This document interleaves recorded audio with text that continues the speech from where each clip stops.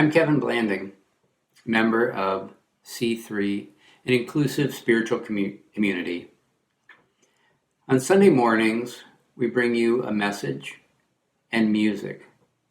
But on Wednesdays at this time, a member of our community shares a meditation. Michael Collins died this past week. Perhaps most who listen to me here today remember this name, his place in history. The vast majority in our country, however, had no idea who this man was until perhaps they heard a news report or read some small snippet placing him at that pivotal moment in history. I remember that moment well, although I was not yet 10. That warm July evening, huddled around our television screen, all of my family there. The excitement of staying up past my bedtime only added to the moment. At 10:56, the ghostly image stepped down onto another world, and science fiction became science fact. My attention, and the world's, was on Neil Armstrong, not Michael Collins. I'm sure the newscasters spoke of him in the long hours leading up to that first small step for man, that giant leap for mankind. I may even have paid attention to his role as the pilot of the command module. But he quickly became an afterthought when Neil Armstrong stepped down onto the moon. If I thought of him at all, it was with pity.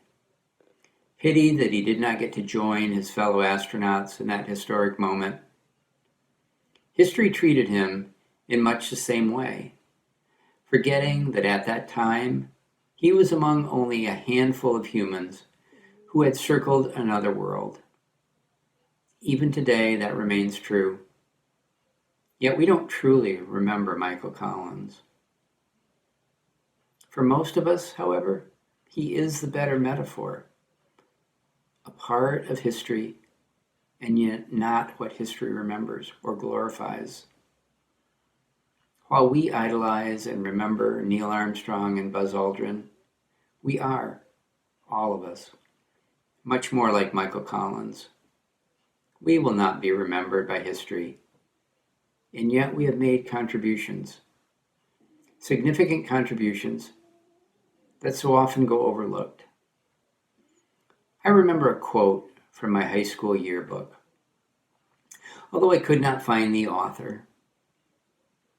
Glory given to the first and pity to the last, but never any word to us who saw but never passed. The final goal, beheld the prize, but couldn't quite attain. Ah, tragic ones indeed are we, who are neither crowned nor slain. Michael Collins was neither crowned nor slain. He was simply, for the most part, forgotten, like all of the thousands of others who worked to make that moment possible. It was perhaps the last moment in which, as a planet, we were truly united. 600 million people watched those first steps, but one who did not was Michael Collins. He readied the command module for the eventual return of Armstrong and Aldrin. He reviewed what procedures he needed to follow in case something went wrong on the moon or on the return. But he did not have the means to watch perhaps the most impactful televised event ever. While Armstrong and Aldrin made history, Collins orbited the moon 30 times.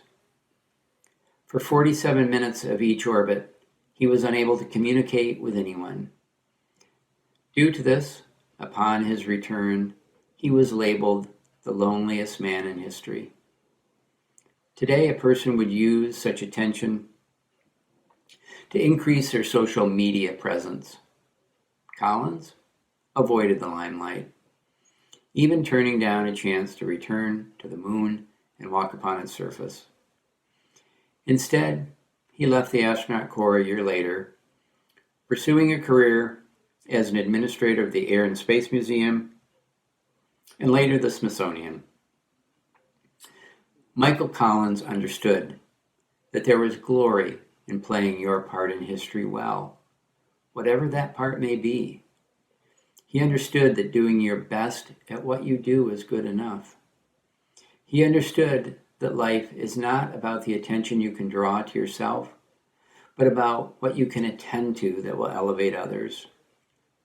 While we may have lost Michael Collins last week, what he represented may have died long ago.